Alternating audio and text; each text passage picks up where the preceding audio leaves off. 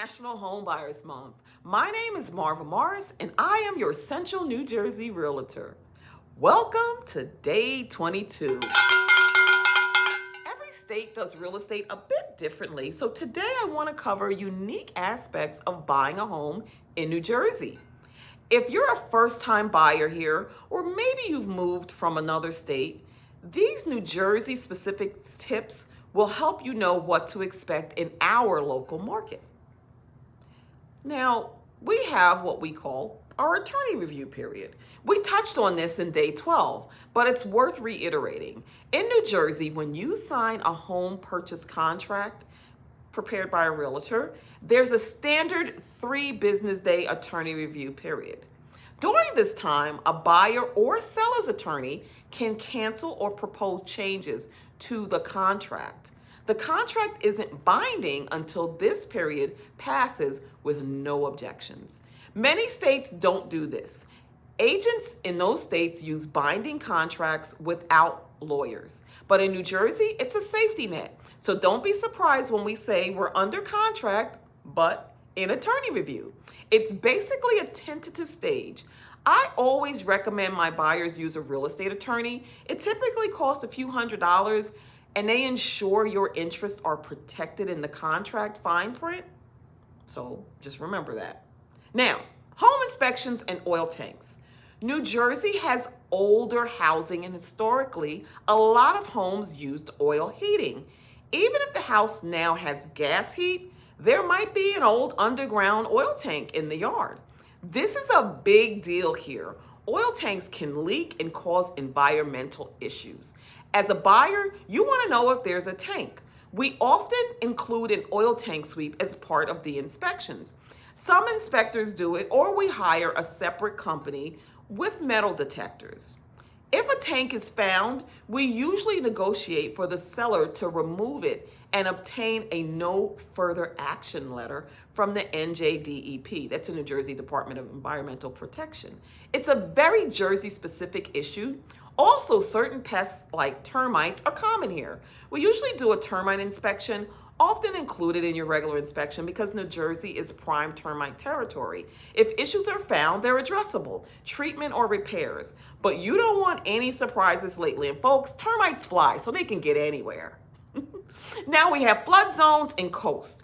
If you're buying near the New Jersey shore or along the river, check if it's in a FEMA flood zone.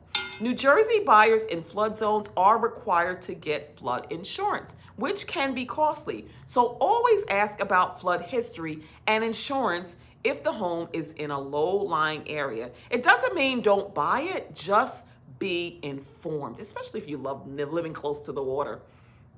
Now we have property disclosures. New Jersey sellers fill out a disclosure form about the property's condition, the roof age, any leaks, things like that.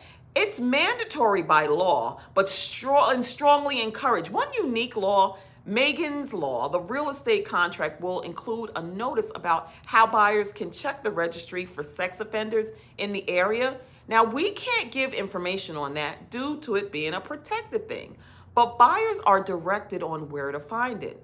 Also, something quirky in New Jersey, if a home is judged psychologically impacted, like a prior crime or it's haunted, it's not required to be disclosed. Only physical defects must be. So focus on the structural facts, and if you have concerns about an area, do your own research. I can guide you on where to look for things like local crime statistics. Something that, we all want to know, right? Now let's talk about some closing logistics. New Jersey's closings often involve both parties around the table, unlike some states where the buyer and seller might not meet. So don't be surprised if you're sitting across from the seller on closing day. We haven't been doing that lately. COVID made some little changes. It's usually cordial. Also, New Jersey has a realty transfer fee paid by the sellers, and as a buyer, you'll pay a recording fee for the deed and mortgage. If you're a first-time buyer, New Jersey buyer purchasing, let's say if you're purchasing new construction, there's a one-time New Jersey home warranty fee. The builder usually handles, but you pay at closing. It gives you a state-backed warranty for 10 years covering the structural. Now, real estate taxes at closing in New Jersey, Property taxes are paid quarterly. Depending on when you close, you might owe the seller reimbursement if they prepaid the taxes for the quarter. Property tax adjustments at closing can be a few $1,000s. So don't be alarmed. Your closing statement will detail that. It's just how the New Jersey tax schedule works. So you'll be informed, right? Use of realtors is pretty much in all transactions we're involved. On both sides, the buyer's agent and seller's agent. Some states are more attorney driven with minimal agent involvement, but in New Jersey, you typically will be working closely with your realtor, me. And we stay involved through closing alongside with the attorneys. Exciting, right? Now, knowing these New Jersey nuances helps you be prepared and confident. Part of my job as a Jersey realtor is to translate the process and ensure you're never caught off guard by something that, oh, that's just how we do it here. No, we will let you know exactly where and what to expect.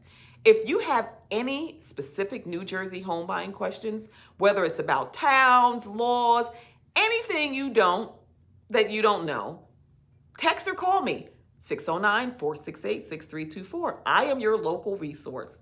Coming up tomorrow, I am going to give you a snapshot of the current New Jersey market trends for 2025 and some tips for navigating it.